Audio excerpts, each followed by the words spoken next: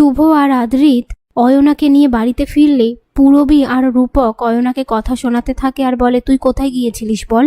অয়না রেগে গিয়ে বলে, জাহান্নামে। এবারে খুশি তো? এই বলে সেখান থেকে চলে যায়। এরপর শুভ আদ্রিতের সামনে বলে, কত বাবা মা আছে যে তাদের সন্তান হয় না, তারা বাচ্চা অ্যাডপশন করে। বাচ্চা অ্যাডপশন করা কত পুণ্যের কাজ বলো তো। আদ্রিত বলে, তুমি ঠিকই বলেছ, এই অ্যাডপশন সিস্টেমটা না করে ভালোই করেছে।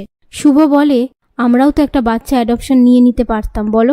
আদ্রিত বলে, ও তোমার একটা ছোট্ট কেশব চাই, সেটা আগে বললেই হতো। শুভ বলে, দাঁড়াও আমি ছাদের দরজাটা দিয়ে আসছি। এই বলে সেখান থেকে এসে দেখে দেবিকা আর পুলক একে অপরের সাথে কথা বলছে। সেটা দেখে শুভর মনে সন্দেহ জাগে আর বলে, বাবার সাথে এই মহিলার কি সম্পর্ক সেটা আমাকে জানতেই হবে, তাহলে আদির জন্ম রহস্য আমি জানতে পারবো। পরের দিন সকালবেলায় শুভ আদ্রিতকে বলে, আমাকে নয়নের সাথে একবার কথা বলতেই হবে, ওর কি হয়েছে জিজ্ঞেস করতে হবে। আদ্রিত বলে, যাও গিয়ে কথা বলো, কোনো দরকার হলে আমাকেও ডেকে নিও। তারপর শুভ অয়নার কাছে এসে বলে, মিস্টার সেনের সাথে কি তোর দেখা হয়েছিল? অয়না বলে, ওনার সাথে আমার কি সম্পর্ক, এসব কি উল্টোপাল্টা কথা বলছো তুমি। শুভ বলে, তোর যদি বয়ফ্রেন্ড ঘটিত কোনো সমস্যা হয় আমাকে বলতে পারিস, এ বয়সে হওয়াটা স্বাভাবিক, আমি হয়তো তোকে হেল্প করতে পারবো।